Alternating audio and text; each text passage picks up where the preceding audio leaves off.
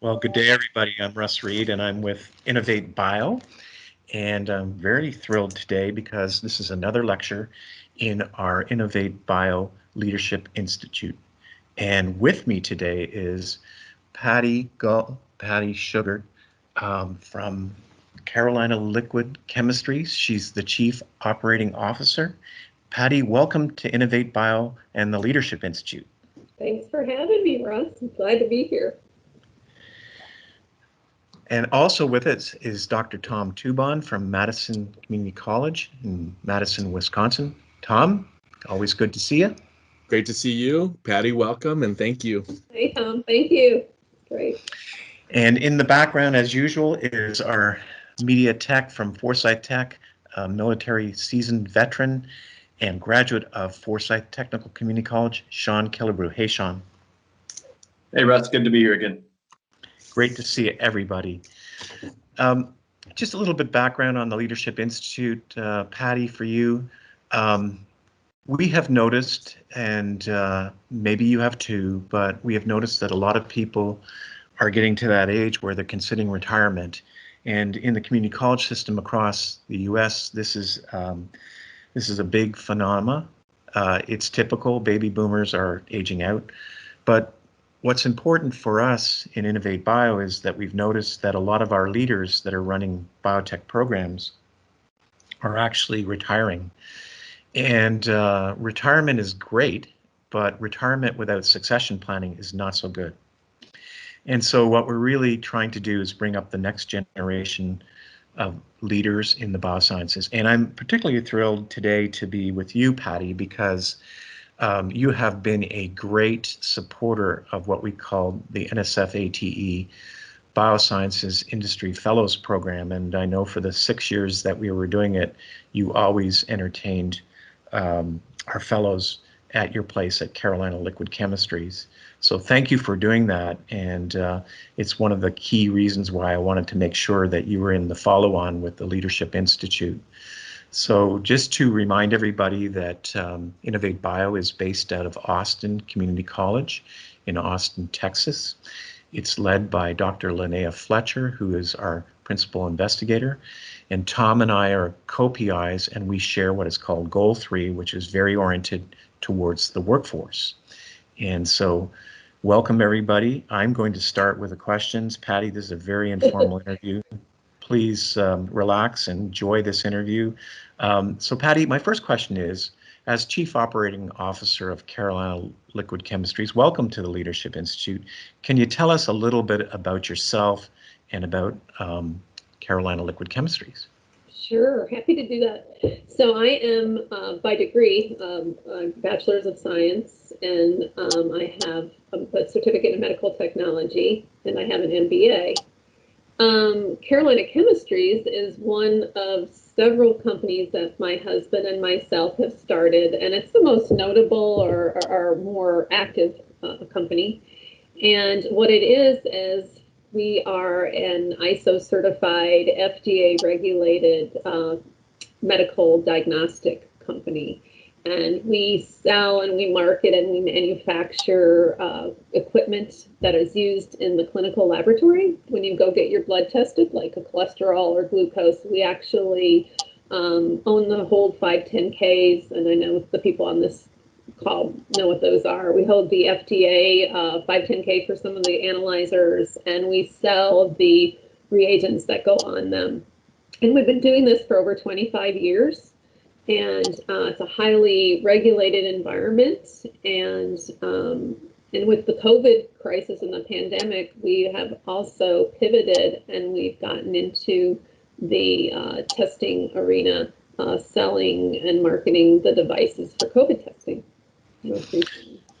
Well, Patti, that's a great description. And I know I'm very, feel that I'm very close to your company, and you've actually seen some of the products of technician training, and although this isn't necessarily in the script, I want to brag. I want to brag on you a little bit for having actually hired people from the community colleges, and in particular biotech programs. And I know that You're very, very, very well aware of the capabilities of our graduates, so thank you for doing that.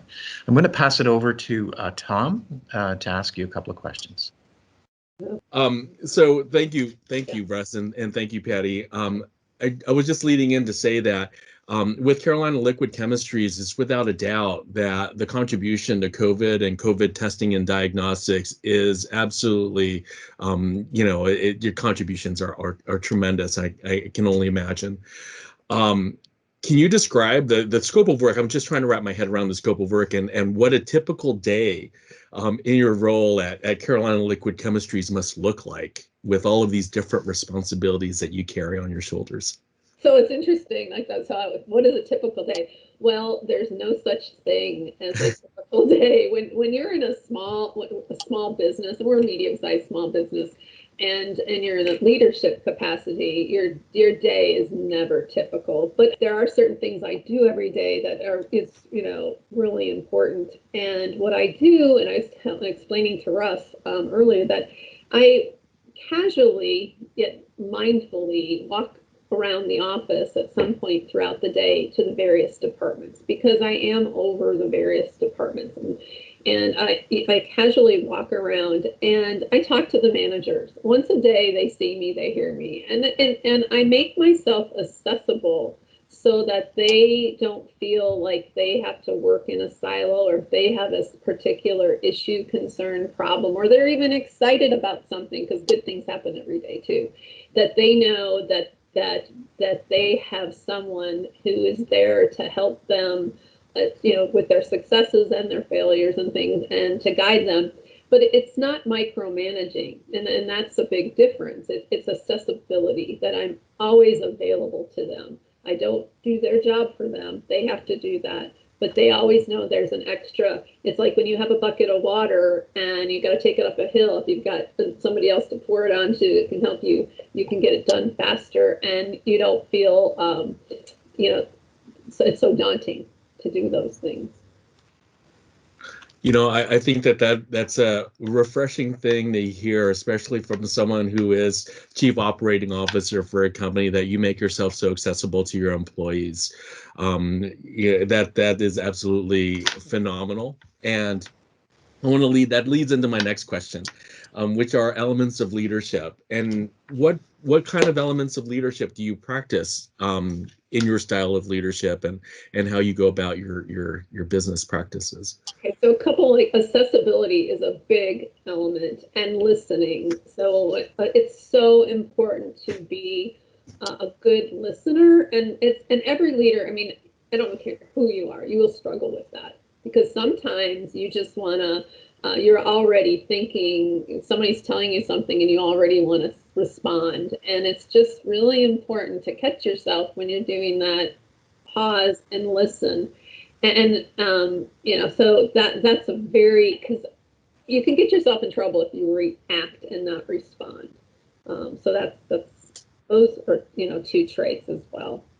And other things is, to stay calm under pressure. And I think Russ has a little diagram to show.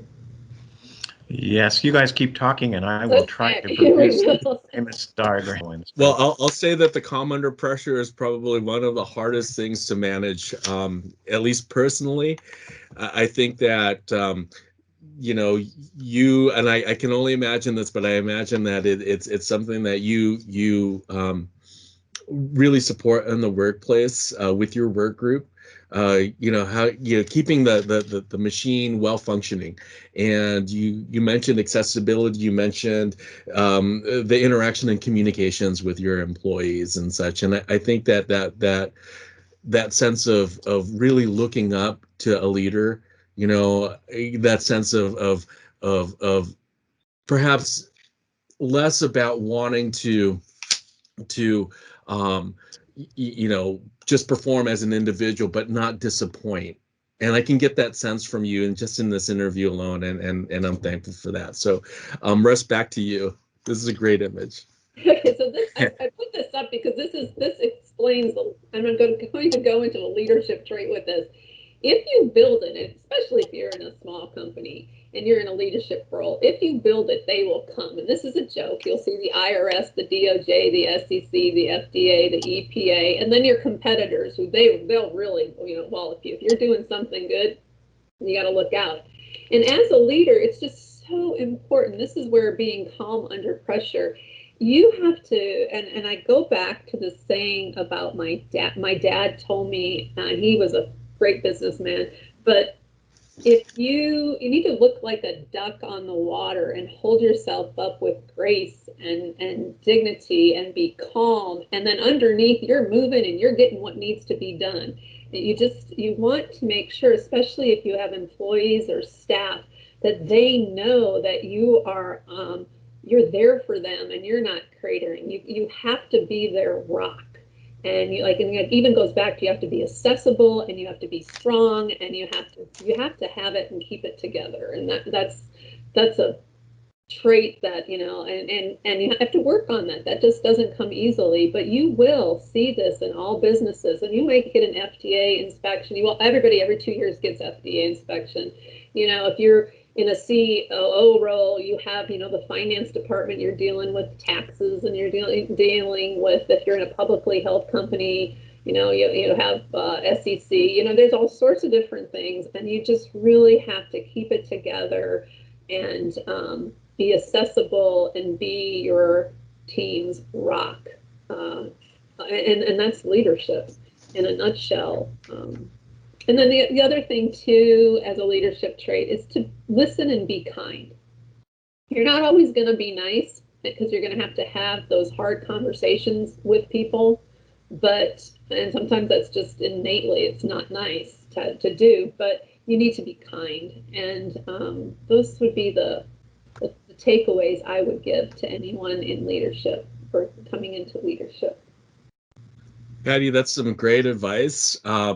I certainly been in situations where there could have been better and kinder approaches, and so I appreciate your commentary, especially for up and coming leaders in biotech. Russ, I'm going to turn the stage back to you, and it's all yours.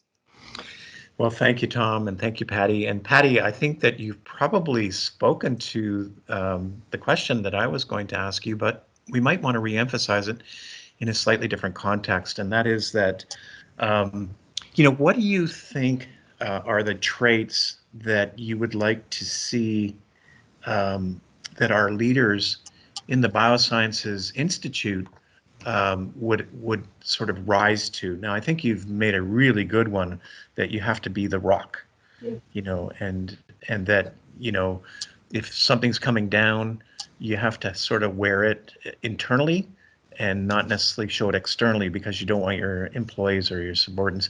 So if you could picture that you were, in the classroom, or that you were running a department, what's the analogy there?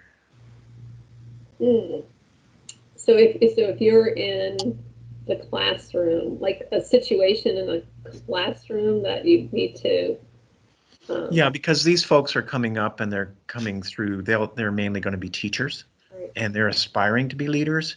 So, from that perspective, how would you? I mean, it's almost the same, I think. So maybe your student or somebody's disappointed. Maybe they applied for something or a grant. I mean, maybe they did something. They were doing something, a project, and they didn't do very well, and you have to keep encouraging, and you have to say, well, let's just go back and think about it.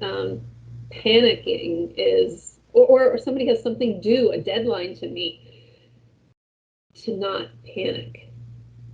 Right. And that would be my analogy. That's very good. Not helpful. It's not helpful behavior at all as a leader. Patti, one of the things that I've noticed, and myself came from industry, is that the complexity of industry, and I think you alluded to it. I mean, I thought your screenshot was great. Everybody's coming to build the field, and they're all coming at you.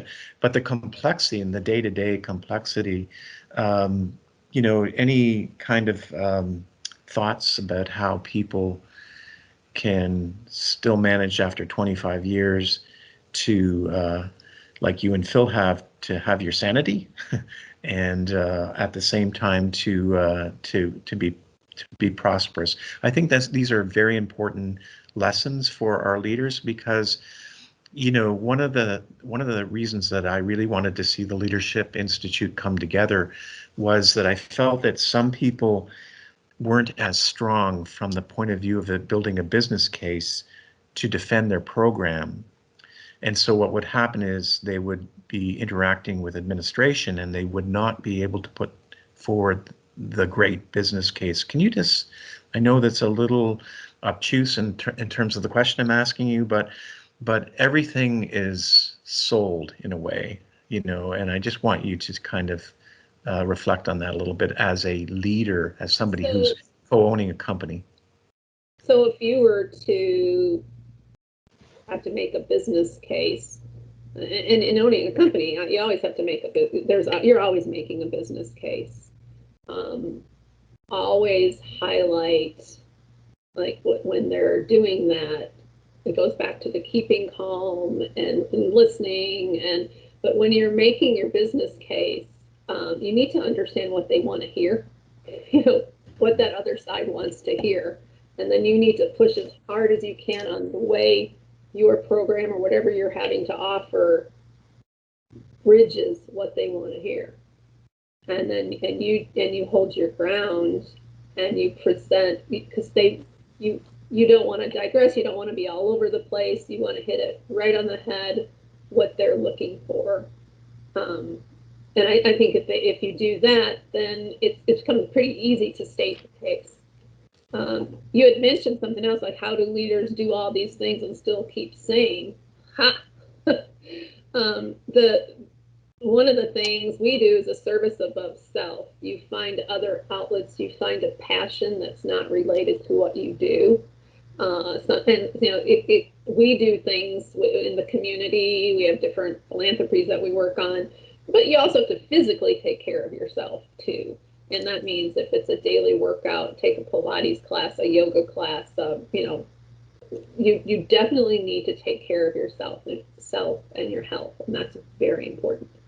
Okay, you have to put on your oxygen mask. It's like the airlines say, put on your oxygen mask first before you put it on your children, right? The thing is, you have to take care of yourself, and then also you have to surround yourself with great people. Hire well. That will make your life a lot easier. So does that sort of answer your question? Yes, ma'am. That is right on the money, and I appreciate that answer.